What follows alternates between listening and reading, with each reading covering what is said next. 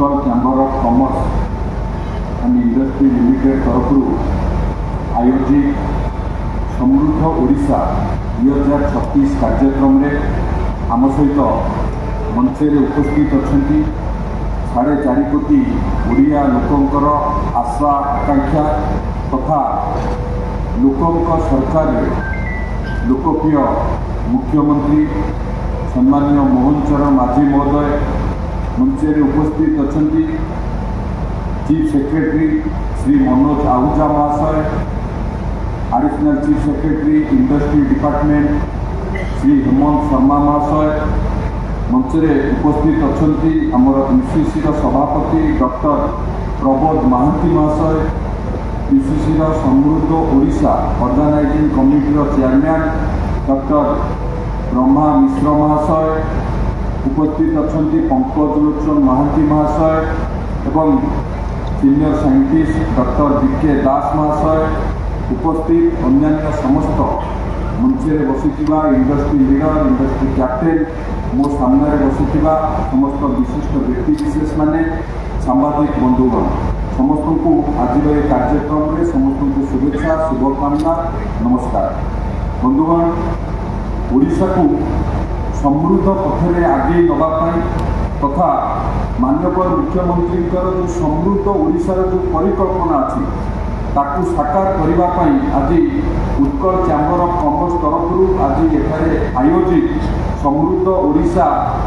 2036 उद्घाटन कार्यक्रम में जोगदवा निश्चित भाव में मो एक खुशीर विषय एवं समृद्ध ओडिशा माननीय मुख्यमंत्री खाली एक परिकल्पना की दृष्टिकोण नुहे ये 4.5 कोटी ओडिया लोकों पाखे आम सरकार माननीय मुख्यमंत्री नेतृत्व में ये हूँ प्रतिबद्धता। बंधुगण 1.5 वर्ष तले ओडिशावासी जो आशा आकांक्षा लेकिन सरकार परिवर्तन करते आमे जहाँ प्रतिश्रुति देकी सरकार को आसी माननीय मुख्यमंत्री नेतृत्व में राज्यवासी से आशा आकांक्षा को पूरण करने आमे निरंतर भाव में कार्य जारी रखीचु एवं जहाँ जहाँ प्रतिश्रुति देथिलु से प्रतिश्रुति की पूरा करने आम सरकार सक्षम हो पारिछि। प्रथम वर्ष आम थिला आह्वान वर्ष किंतु से आह्वान को आमे माने संभावनार वर्ष भाव में आम सरकार ताकू परिणत करिछि। विभिन्न प्रकार सेवा सुशासन गरीब कल्याण कतरू आरंभ करी ओडिशा को किभली भाव में शिल्प समृद्ध भाव में गढ़ी तोलिबा सहित आत्मनिर्भर भाव गढ़ाई माननीय मुख्यमंत्री निरंतर भाव में प्रयास कर दूरदृष्टि संपन्न नेतृत्व में ओडिशा आज जातीय मानचित्र एक शिल्प समृद्ध भाव में आज परिगणित हो जो प्रयास से धन्यवाद और कृतज्ञता ज्ञापन करुँ। बंधुगण एक सकारात्मक परिवर्तन सबुबले एक महत्व चिंताधारा एवं उत्तम दृष्टिकोण ही आरंभ होता है। आपन जदि देखिए आमर लक्ष्य केवल 2036 रे समृद्ध ओडिशा गठन करवा ता नुहे 2036 बेलू आमर अर्थनीति को $500 बिलियन में पहुँचेगा ये हूँ माननीय मुख्यमंत्री प्रमुख लक्ष्य से विभिन्न प्रकार कार्यक्रम आयोजन कर यशस्वी प्रधानमंत्री नरेंद्र मोदी जी पूर्वोदय मिशन को वास्तव रूप दवाई मुख्यमंत्री नेतृत्व में आम सरकार विभिन्न प्रकार कार्यक्रम निरंतर भाव में कार्य कर आपण मैंने समस्त जानी उत्कर्ष ओडिशा कॉन्क्लेव आयोजन कर 16,73,000 कोटी टंकार इन्वेस्टमेंट इंटेंट आसिला एवं देश विदेश निवेशक माने आसिले माननीय प्रधानमंत्री माननीय मुख्यमंत्री उपस्थिति में उत्कर्ष ओडिशा कॉन्क्लेव आयोजन कॉन्क्लेव करा एचएलसी एवं सिंगल विंडो क्लियरेंस रे पाखापाखि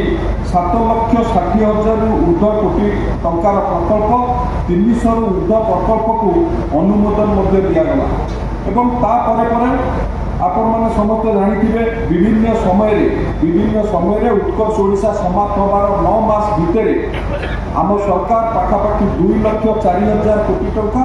85ଟି ଶିଳ୍ପକୁ ଆମେ ଗ୍ରାଉଣ୍ଡ ବ୍ରେକିଂ କରିବାରେ ଆମ ସରକାର ସଫଳ ହେଲା। ଇଏ ହେଉଛି ଶିଳ୍ପ କ୍ଷେତ୍ରରେ ଓଡ଼ିଶା ଆଗକୁ ବଢ଼ୁଥିବାର ଇଏ ହେଉଛି ସବୁଠାରୁ ବଡ଼ ଉପଲବ୍ଧି। ଏବଂ ମାନ୍ୟବର ମୁଖ୍ୟମନ୍ତ୍ରୀ ମଧ୍ୟ ସବୁବେଳେ কিভাবে ভাবে স্বচ্ছ ও দক্ষ শাসন রহব আমার প্রতিবদ্ধতা সেপ্রতি পূর্ব আমার আডিশনাল চিফ সেক্রেটারি কৌলে চিফ সেক্রেটারি কৌলে যে কেউভাবে ভাবে